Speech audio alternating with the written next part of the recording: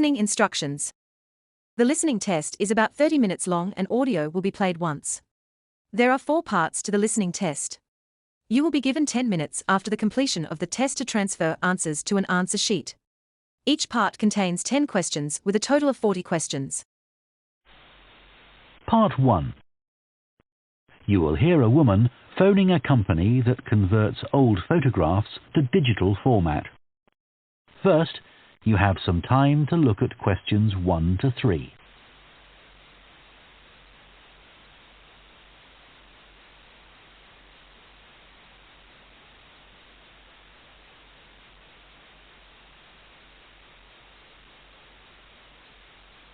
Now listen carefully and answer questions 1 to 3. Hello, Picture Rep. Can I help you? Oh, hi. I saw your advertisement about copying pictures to disk, and I'd like a bit more information about what you do. Sure. What would you like to know? Well, I've got a box full of old family photos that's been up in the attic for years. Some of them must be 50 or 60 years old, and I'd like to get them converted to digital format. Sure, we can do that for you. Right. And what about size? The photos are all sorts of sizes. Are there any restrictions? Well, the maximum size of photo we can do with our normal service is 30 centimetres, and each picture must be at least 4 centimetres. That's the minimum we can cope with. Well, that should be fine. And some of them are in a frame. Should I take them out before I send them? Yes, please. We can't copy them otherwise. And also the photos must all be separate. They mustn't be stuck into an album. OK, that's not a problem. So, can you give me an idea of how much this will cost? I've got about 360 photos, I think. We charge £195 for 300 to 400 photos for the basic service. OK, and does that include the disc? Yes, 1 disc, but you can get extra ones for £5 each. That's good. So, do I need to pay when I send you the photos? No, we won't need anything until we've actually copied the pictures. Then we'll let you know how much it is, and once we've received the payments, we'll send the parcel off to you. Right. Before you hear the rest of the conversation, you have some time to look at questions 4 to 10.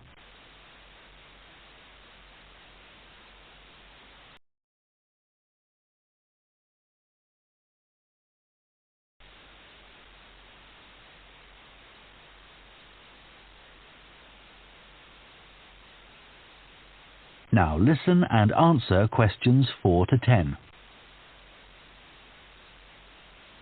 Is there anything else you'd like to ask about our services? Yes, I've roughly sorted out the photos into groups, according to what they're about. So, can you keep them in those groups when you copy them? Sure. We'll save each group in a different folder on the disk, and if you like, you can suggest a name for each folder. So, I could have one called Grandparents, for instance. Exactly. And do you do anything besides scan the photos? Like, can you make any improvements? Yes, in the standard service, each photo is checked, and we can sometimes touch up the colour a bit or improve the contrast. That can make a big difference. OK. And some of the photos are actually quite fragile. They won't get damaged in the process, will they? No, if any look particularly fragile, we'd do them by hand. We do realise how precious these old photos can be. Sure. And another thing is we can make changes to a photo if you want. So if you want to remove an object from a photo, or maybe alter the background, we can do that. Really? I might be interested in that. I'll have a look through the photos and see.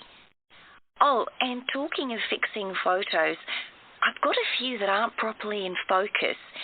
Can you do anything to make that better? No, I'm afraid that's one thing we can't do. OK. Any other information I can give you? How long will it all take? We aim to get the copying done in 10 days. Fine. Right, well, I'll get the photos packed up in a box and post them off to you. Right. If you've got a strong cardboard box, that's best. We've found that plastic ones sometimes break in the post. Okay. Right, thanks for your help. Bye. Bye. That is the end of part 1. You now have half a minute to check your answers to part 1.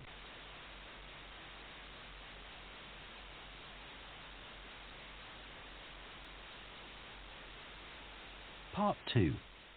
You will hear a head teacher talking to parents of pupils about changes at the school.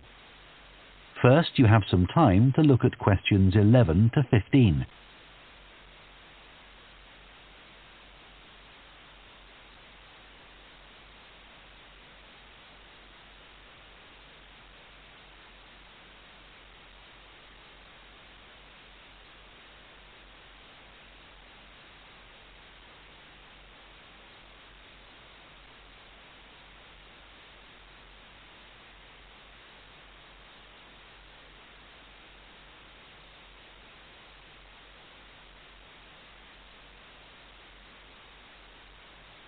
Now listen carefully and answer questions 11 to 15. Good morning, and thank you for coming here today. I'd like to bring you up to date with changes in the school that will affect your children. As you know, the school buildings date from various times, some from the 1970s, some from the last 5 years, and of course Dartfield House is over a century old. It was commissioned by a businessman, Neville Richards, and intended as his family home, but he died before it was completed. His heir chose to sell it to the local council, who turned it into offices. A later plan to convert it into a tourist information centre didn't come about through lack of money, and instead it formed the nucleus of this school when it opened 40 years ago. The school has grown as the local population has increased, and I can now give you some news about the lower school site, which is separated from the main site by a road. Planning permission has been granted for development of both sites. The lower school will move to new buildings that will be constructed on the main site. Developers will construct houses on the existing lower school site. Work on the new school buildings should start within the next few months. A more imminent change concerns the catering facilities and the canteen. The canteen is always very busy throughout the lunch period. In fact, it's often full to capacity because a lot of our pupils like the food that's on offer there. But there's only one serving point, so most pupils have to wait a considerable time to be served. This is obviously unsatisfactory, as they may have hardly finished their lunch before afternoon lessons start. So, we've had a new food hall built, and this will come into use next week. It'll have several serving areas, and I'll give you more details about those in a minute. But one thing we ask you to do to help in the smooth running of the food hall is to discuss with your children each morning which type of food they want to eat that day, so they can go straight to the relevant serving point. There won't be any junk food. Everything on offer will be healthy, and there's no change to the current system of paying for lunches by topping up your child's electronic payment card online. You may be wondering what will happen to the old canteen. We'll still have tables and chairs in there, and pupils can eat food from the food hall or lunch they've brought from home. Eventually, we may use part of the canteen for storage, but first, we'll see how many pupils go in there at lunchtime. Before you hear the rest of the talk, you have some time to look at questions 16 to 20.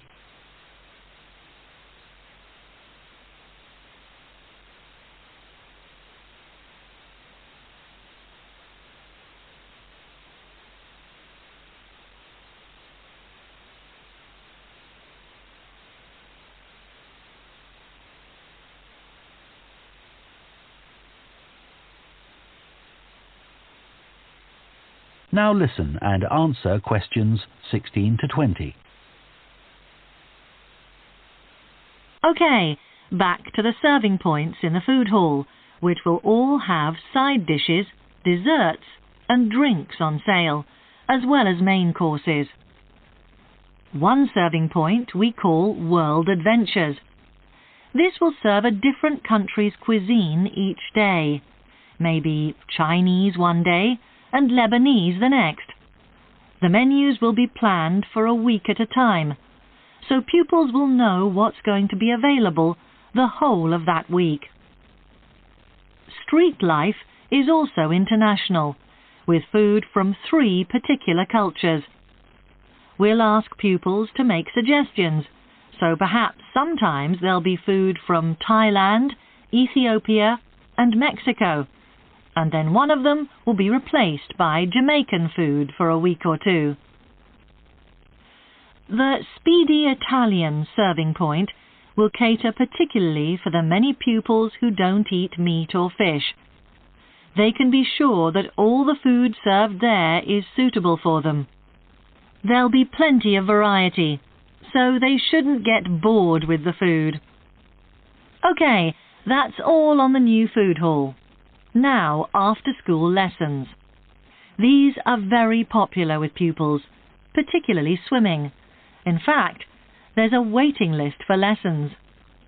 Cycling is another favourite, and I'm delighted that dozens of pupils make use of the chance to learn to ride in off-road conditions. It means that more and more cycle to and from school every day. As you know, we have a well-equipped performance centre, and we're going to start drama classes in there too.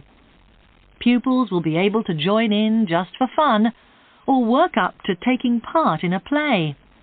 We hope to put on at least one a year.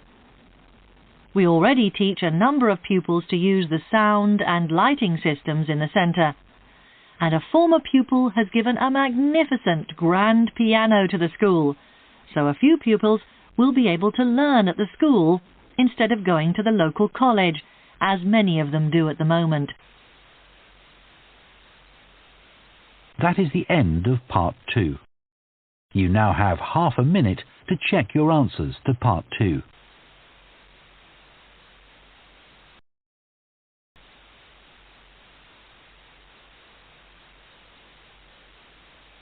Part 3. You will hear 2 psychology students called Luke and Susie discussing their assignment on sleep and dreams. First, you have some time to look at questions 21 to 24.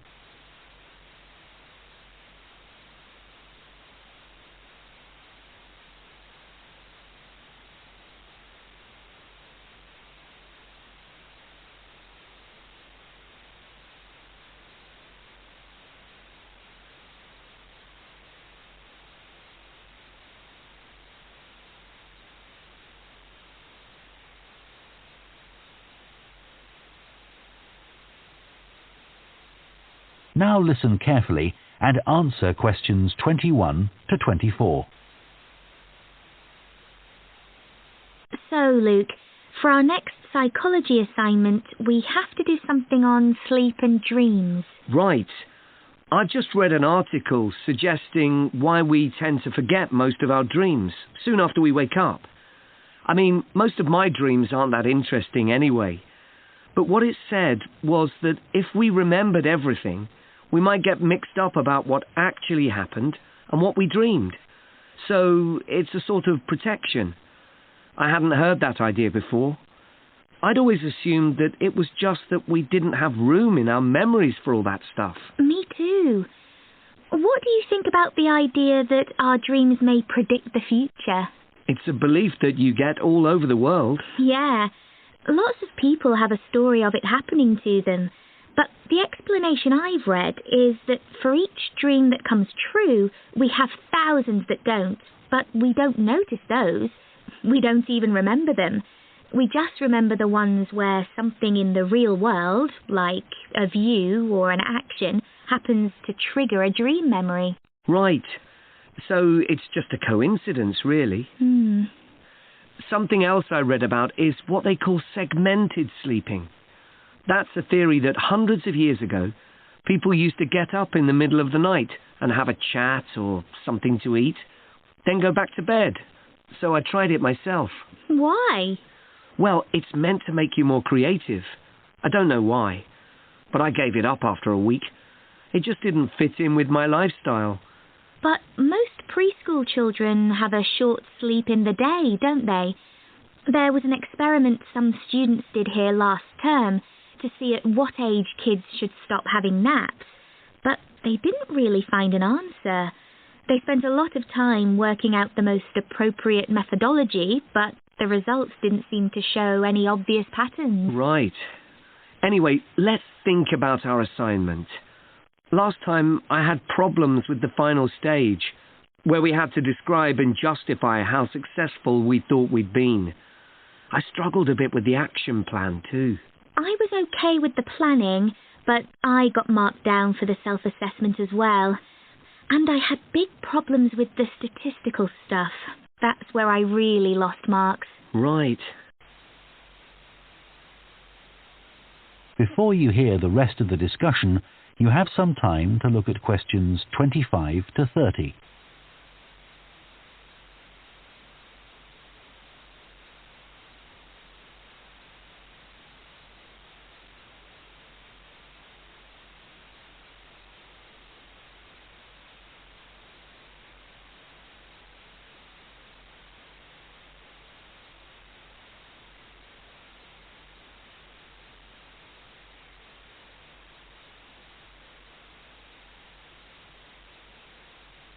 Now listen and answer questions 25 to 30.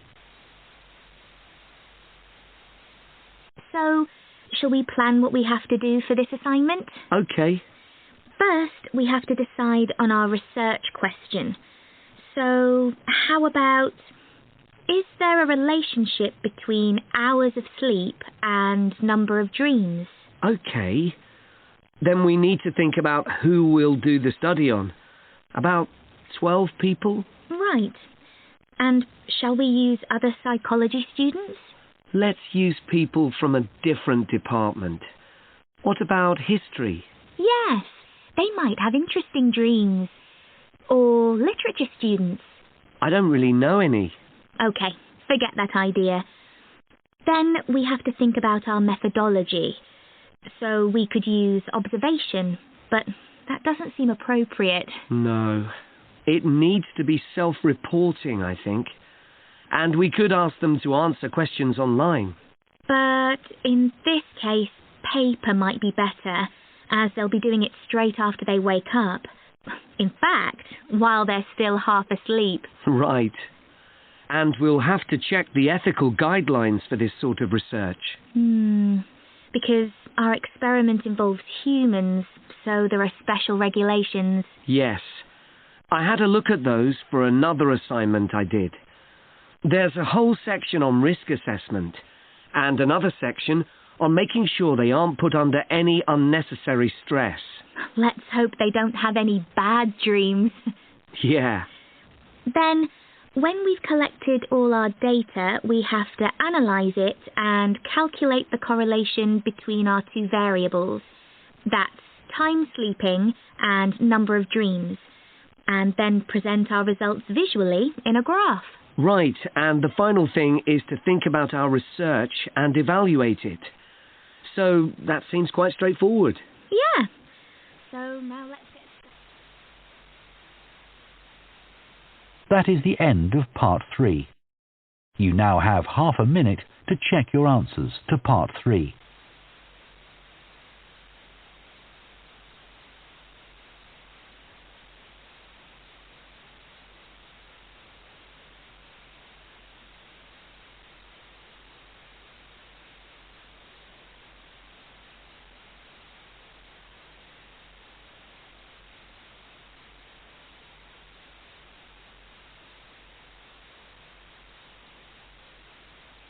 Part 4.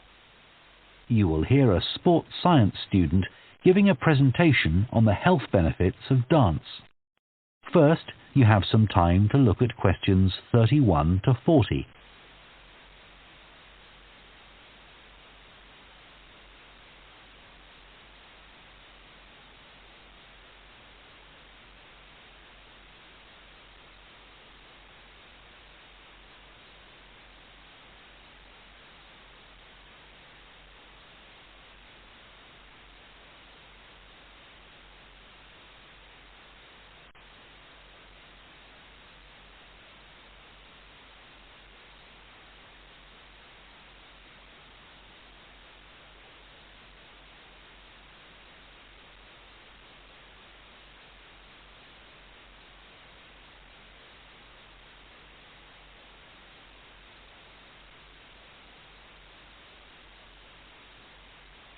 Now listen carefully and answer questions 31 to 40. Dancing is something that humans do when they want to have a good time. It's a universal response to music found in all cultures. But what's only been discovered recently is that dancing not only makes us feel good, it's also extremely good for our health. Dancing, like other forms of exercise, releases hormones, such as dopamine, which make us feel relaxed and happy. And it also reduces feelings of stress or anxiety. Dancing is also a sociable activity, which is another reason it makes us feel good. One study compared people's enjoyment of dancing at home in front of a video with dancing in a group in a studio. The people dancing in a group reported feeling happier, whereas those dancing alone did not.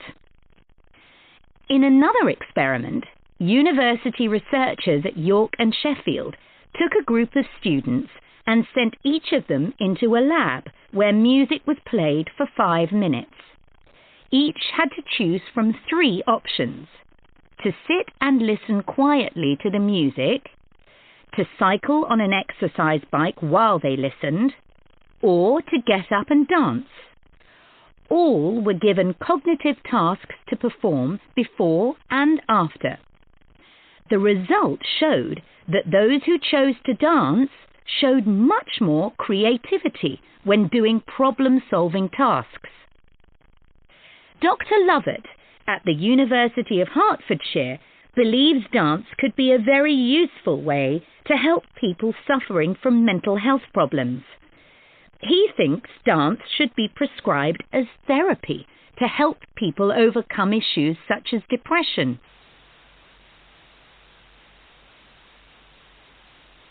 It's well established that dance is a good way of encouraging adolescent girls to take exercise.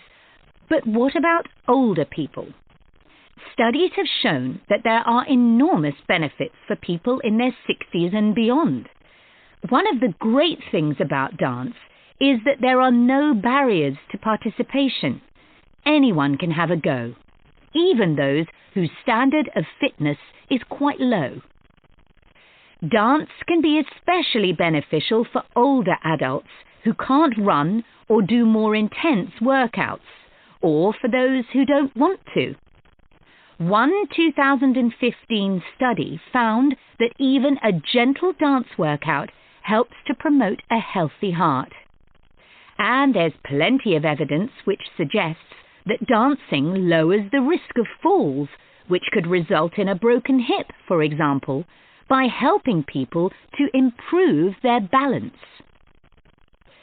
There are some less obvious benefits of dance for older people too. One thing I hadn't realized before researching this topic was that dance isn't just a physical challenge. It also requires a lot of concentration, because you need to remember different steps and routines.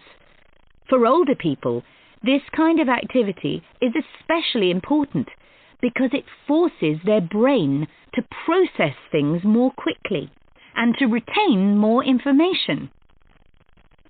Current research also shows that dance promotes a general sense of well-being in older participants, which can last up to a week after a class. Participants report feeling less tired and having greater motivation to be more active and do daily activities such as gardening or walking to the shops or a park. Ballroom or country dancing, both popular with older people, have to be done in groups. They require collaboration and often involve touching a dance partner, all of which encourages interaction on the dance floor. This helps to develop new relationships and can reduce older people's sense of isolation, which is a huge problem in many countries. I also looked at the benefits of Zumba. 15 million people in 180 countries now regularly take a Zumba class, an aerobic workout based on Latin American dance moves. John Porcari, a professor of exercise and sports science at the University of Wisconsin, analyzed a group of women who were Zumba regulars and found that a class lasting 40 minutes burns about 370 calories. This is similar to moderately intense exercises like step aerobics or kickboxing. A study in the American Journal of Health Behavior showed that when women with obesity did Zumba 3 times a week for 16 weeks, they lost an average of 1.2 kilos and lowered their percentage of body fat by 1%. More importantly, the women enjoyed the class so much that they made it a habit and continued to attend classes at least once a week. Very unusual for an aerobic exercise program. Dance is never going to compete with high-intensity workouts when it comes to physical fitness gains, but its popularity is likely to keep on rising because it's such a fun way to keep fit. That is the end of Part 4. You now have 1 minute to check your answers to Part 4.